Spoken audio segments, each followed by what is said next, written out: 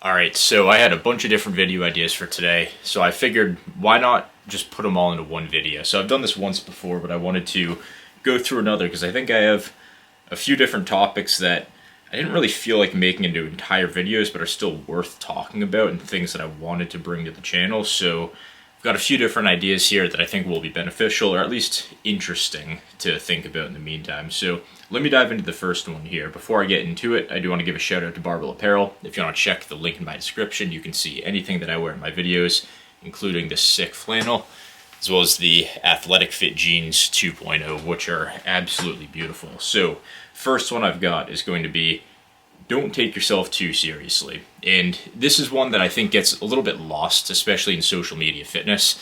Like on YouTube, you kind of notice it, but if you look at platforms like Instagram, for example, I'm not on there too often, but I get a decent amount of stuff on my feed, and it's so dogmatic, and people take themselves so seriously, and it goes too far. It's like, you start lifting to try and become a better version of yourself to get jacked, and it's like, what's the point of doing all that if you just kind of lose your cool in the process, right? So don't take yourself too seriously.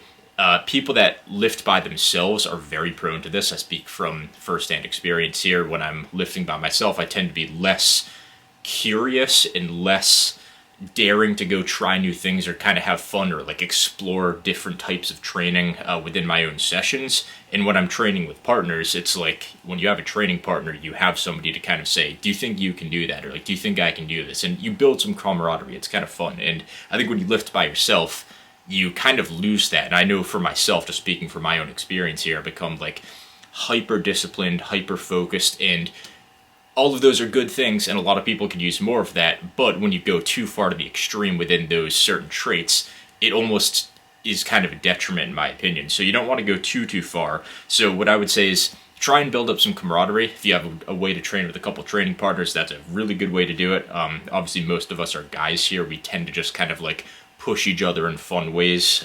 When it comes to lifting, anytime I've had a training partner, it's always like, we're not like ego lifting or anything, but it's like, do you think you can handle another plate on the squat press? Or do you think you can do this? Or after doing all of this work, can you try this? Or like, can you show me X technique or whatever? So it's always kind of fun, lightens the mood a little bit, and it's like a good kind of positive, upbeat type of effort, which I think that's a little bit needed in the year 2025. I think when you look at even like the next generation coming up, granted I don't follow them, but I do see a decent amount of stuff on my Instagram Explore page. They take each other and they take themselves very seriously, and it's almost a bit too extreme for me, where it's like I said a couple minutes ago, what's the point of doing all this if you're going to kind of lose your cool in the process? So I would say build up some camaraderie, train with training partners, have some fun, talk to other people in the gym. That's going to be a huge one. As far as like practical programming tips, which is kind of ironic that I'm even talking about this, but there are ways to kind of structurally put in a little bit more freedom and a little bit more fun in your training. Obviously, last summer, my whole thing with having some fun in my training was training outdoors, and I do plan to get back into that soon, which will be within the coming weeks. But I would say a free day within your program is going to be a huge one. So if you give yourself, say, once every 4 weeks or once every 6-8 weeks, whatever it is, if you give yourself, say, a free session where you just go in and you kind of like follow a general template, like if it's normally a push day and you know exactly what lift to do, how much weight to lift, and how many reps to do, it can be nice to kind of break free of that and just do a push day and go do whatever lift is piquing your interest for that day for however many reps you want. These are all kind of things to break the mold a little bit that you're kind of used to. You can do things like test your maxes, or you can even go in the other end of the spectrum in here and try something like, say, a set of 50 or a set of 100. Like, when's the last time you tried a set of 50 on lateral raises or a press of some sort, or like a machine row or something? Like, when's the last time you just got a sick pump for the sake of getting a sick pump and getting a pretty potent set in the meantime? It's like, when you think about training variables, we all talk about like, oh, well, is this rep range more optimal than this rep range? And if you hit 20 reps, then you're going to get less gains because you're not able to take it close to failure because of other sensations. It's like, okay, well, what if you do it for one set once every 8 weeks? That's going to have no impact. So have some fun, lighten up a little bit. Next one I have, part number 2, how strict should your lifting technique be? And what I like to call this is kind of just, you want you want to find this, you want to strike the balance between control and between aggression. And this is probably something I could give more thoughts on if I dedicated my own video to this and like really planned out my thoughts in advance on this one, but I do think it's kind of an important thing to talk about. You have two ends of the spectrum with different styles of technique, and anything can really work, but what works in most cases the best is going to be a happy medium between the two. So you have people that lift super strict and super controlled, and they're afraid to break down their technique because they're just so kind of in their head and paranoid about breaking down their technique and like having other muscles take over, God forbid, right? And then you have some people that are so far to the other end of the spectrum where they are so focused on just lifting as hard as they possibly can to the point where their technique breaks down and they're genuinely getting less stimulus. And you can think of like the power builders, for example, with that. So what you want to figure out is how do you combine those two?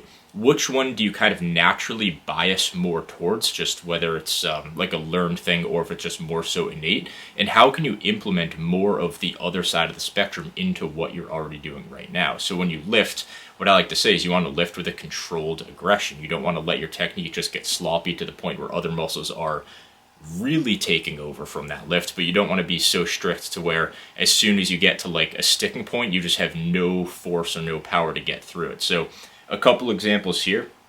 I'll list a couple lifts where you do want to lift with just a little bit more control. I mean, not more control, a little bit more aggression. And to kind of explain the example of having a good mix of control and aggression on a lift, I think it would be best to go into a couple specific examples with certain lifts. So some of the things that come to mind, the first one that really comes to mind with me is row variations. And the reason for this is because in most cases, they're going to have either an ascending resistance profile or just a strength curve internally that makes it so the contraction is very difficult. And obviously, if you've followed my channel for a while, you've heard me talk about this 1,000 times, but I think this example will be a little bit unique compared to what I've talked about previously. So in my opinion, if you're too controlled, and this is going to get a little bit bro sciencey, so just bear with me here, and I think one of the things I want to implement more on the channel is I don't just want to be like evidence-based or science-based. I want to have a little bit of like what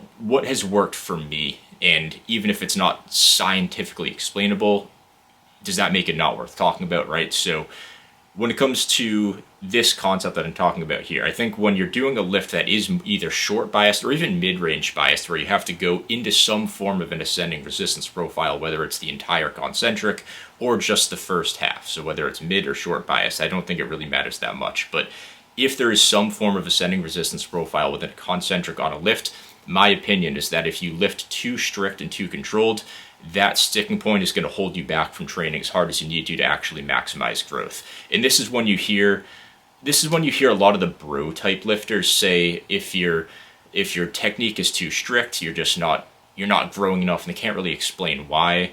Or they'll say like these kind of accessory type lifts don't actually grow you that much because the weight you use is light. And it's not because the weight's light in my opinion, but what I think it is if you take too strict and too controlled of an approach to a lift with an ascending resistance profile, like I said a minute ago, I don't think you're getting as much as you can out of that movement. And just to put this in an example that you guys can kind of understand based on your own lifting experience, if you take a set of bench press to failure, or really any pressing variation, you kind of get to that point where it's like your muscles just shut off once you're at failure. Like, have you ever failed a set on some type of press variation and that last rep, like you can't even budge and you feel like any ounce of effort you have is just doing nothing? It almost feels like when you're in a dream and you're like trying to run away from somebody chasing you and you have no strength, you have no effort, you keep falling and you can't get up. It's kind of like that feeling, right? So when you fail a press, there's just nothing you can do.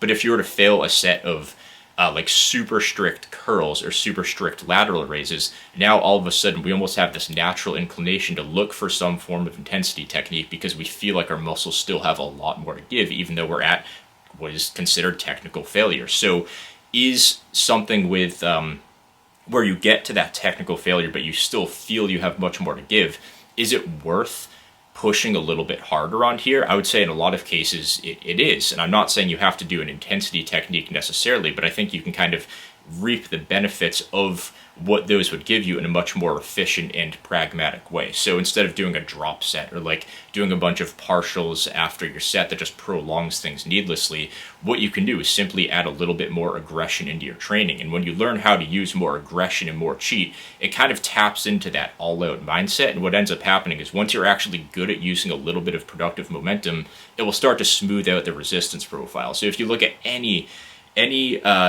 top level bodybuilder, natural, enhanced, whatever it is, any insanely jacked person, they do their presses very strict. They never have to cheat on their presses, and they always cheat on their rows. They never, ever do strict rows. And if you've seen some incredibly jacked natural lifter, or enhanced for that matter, like top level guys I'm talking about, if you've ever seen them only do super strict rowing, unless it's like a chest supported T-bar row that has a resistance profile that complements your own internal strength curve, then like please let me know, because I never see it. And if you do see somebody get jacked that way, one, I think it's super rare, and two, if it even does exist, I think it's obviously the exception and not the rule.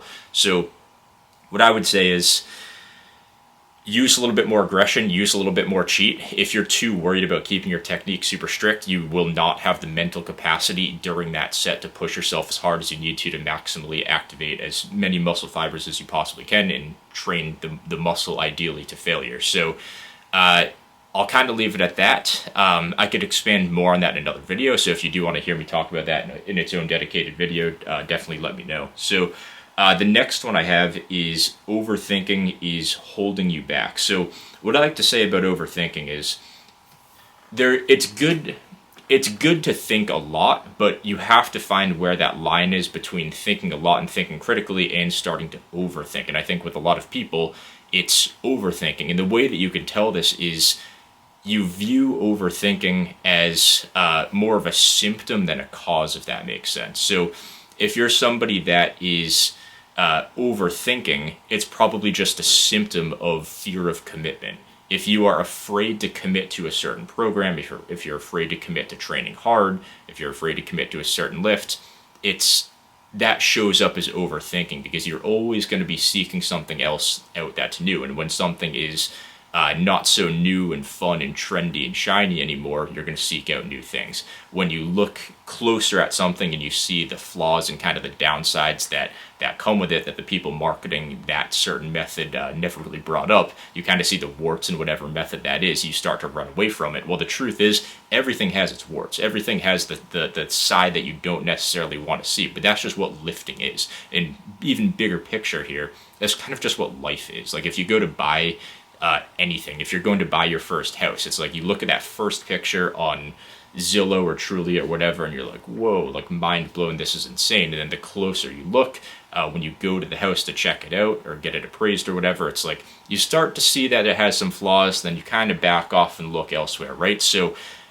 you just have to accept that everything will have its downsides or things you don't like about it, and that is obviously very specific to training programs or to lifts. There's always going to be some type of cost that comes with a good lifting program, and at the very least it's just going to be effort and fatigue.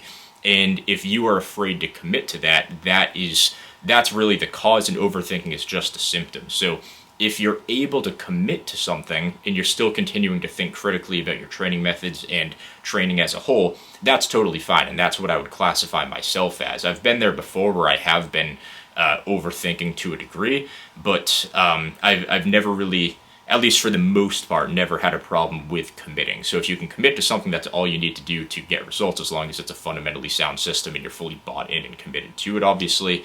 Then you can continue to keep thinking and refining and everything. But if you're just afraid of committing to things and you're always program hopping or rotating lifts in and out, then overthinking isn't your problem. It's just a fear of commitment, in my personal opinion. So commit to your stuff and understand what you're doing so you can buy in and commit. Because if you don't understand the process, you're not going to be able to commit to it, because you're going to second guess every single little thing you do. So next one, kind of a random one. One thing I've always struggled with is sleep. I find that if I am ever slightly off like what my normal sleeping patterns are, then I have a hard time falling asleep. If I stay up really past midnight, I just get a second wind and I can't fall asleep for a very long time. Obviously, as lifters, your sleep is going to be very important. In the short term, it's totally fine to have some bad sleep every now and then. If you have a bad night of sleep or whatever, all good. You can usually get in a pretty good session, and even after a couple bad nights of sleep, like, you can still get a good productive training weekend. So don't placebo yourself into thinking that bad sleep means you'll never be able to make gains or anything. But obviously, in the mid to long term, you want to get that stuff in check. So what I would say is, if you get a Kindle and if you read books before bed, as well as take melatonin, it's a game changer, I've found, in terms of sleep. Not just in terms of being able to lift the best that I can and put forth a good effort and recover nicely, but just in terms of like the actual motivation I have to lift. If I'm exhausted and can't really think straight and just generally fatigued, the motivation to lift is basically zero. But if I wake up and actually feel refreshed, then I'm looking forward to going to the gym. So I think it's very indirectly important. So what I would say is, get yourself some books, get yourself a Kindle. They are incredible. I've used mine for maybe a month and a half at this point, pretty much every night, and it's incredible. I've been taking melatonin for much longer than just a month and a half, but I find that it works really well. So if I read for at least usually 20 to 30 minutes, I find it works like a charm. Sometimes up to an hour or so is very beneficial too if you have the time. So what I would do is get a Kindle, get yourself some melatonin if you struggle to sleep, and that can make your lifting much better. So nothing too insightful, but just a little pro tip that I think sometimes gets a little bit overlooked because it's a very simple concept overall. So, and the last thought that I have for today, last topic in this video, is don't be afraid to change up what you wear in the gym. And I talked about this a very long time, probably within my first couple months of starting the channel. But what I would say is, I kind of noticed this. I've always used this to my advantage in certain ways. Like back when I was powerlifting, if I was maxing out on a day, I would wear a flannel to the gym. And like, I know it's almost more normal now, but back then it was just kind of unheard of. Like everybody would just wear running shoes, regular gym shorts, like basketball shorts, whatever, and just like a cotton t-shirt. And it almost like what I found is when I wear stuff like that, it almost kind of puts me into like a mindset where I feel like I'm in middle school PE class or something, and it just doesn't really get me hyped up to lift. And I found that sometimes my best lifts, especially recently, have been when I just head down here wearing what I'm wearing anyways in the day-to-day. So if I'm wearing like a Henley and jeans or a flannel, which is pretty much what I always wear, I'll just go down and lift wearing that. It almost like keeps me in kind of that steady mindset that I have throughout the day, and it almost feels like I'm just kind of taking a little break from whatever I'm doing at the moment just to go lift. So I'm not saying if you're like wearing a suit and you work at a bank to go lift in that, obviously, but there can be some benefit to changing up your style a little bit and just kind of breaking out of like the kind of like ugly, boring, like giant cotton t-shirt, basketball shorts, running sneakers, and getting away from like the PE class clothes into something that does make you feel a little bit tougher, something that makes you kind of feel like how you want to in the day-to-day. And I know this is very like esoteric and kind of abstract, so I did want to talk about it because it did pop into my head. Just from like almost like a selfish perspective, I've noticed that some of the best advice I've ever gotten is very indirectly related to lifting. And it's like at a certain point, like, do you really want to watch another video on like a training split or frequency or volume? Like sometimes you just, you get in a pretty good rhythm with that. And sometimes you want to hear something that's almost like a little bit obscure. And you want to hear kind of like the little tricks that some of the best lifters use to put themselves in the right mindset. And one thing you'll notice is that a lot of the best lifters, and really just the people that are best at anything, have a very distinct personal sense of style. And it doesn't necessarily have to conform to what most people do. And I think that's where it's almost easy to kind of look at your clothing as just, oh, it's just clothes, who cares? It's not that deep. But I would say it is kind of how you express yourself, and it's when you wear something like that, like what I said earlier, that big cotton t-shirt with the basketball shorts and the running shoes, like it does put you kind of in that middle school PE class mindset, and that's not the mindset you want to take into your lifting sessions. And I would say if you look at any top natural bodybuilder, they all have a very distinct sense of style, whether it's more individualistic and they bring kind of their own thing to the table. I would say I probably fall into that category with the flannels. That's kind of just like what I like to wear, and that is usually what I either wear or lift in. And then if you look at like say competitive natural bodybuilders that take more of like a community approach, they all kind of wear the same things, and it makes them feel like they're part of that certain community, and it makes them, it's almost like a uniform in some way, shape, or form. And ultimately that is what it is. So I would say find some clothes that you like to wear, and you don't have to conform. You can wear whatever you want. I'm not saying to like wear something that would just draw needless attention to you, but what do you like to wear? Like, what is your personal style? And start to wear that to the gym, and that will just it'll bring you into the gym feeling the right way to go train hard and have a good session and actually feel like yourself. So that's pretty much it. I could probably expand on that one in another video too, but I would love to hear your thoughts on that. And then one thing that I think I forgot to mention. So I mentioned that I have a Kindle now, and I've been kind of into reading, especially to help me sleep. If you guys have any book recommendations, that would be great. I love stuff that is like apocalyptic, post-apocalyptic. I'm like kind of nerdy, but I wouldn't say I'm like a dork, so I'm not going to read like fantasy books or anything. I also do really like history. I think that's very interesting too. So if you have any recommendations that would fall under any of those categories that I mentioned, or something else that you just think I would happen to be interested in, definitely let me know in the comments. And with that said, that's all I got for today, so I will talk to you guys in the next one.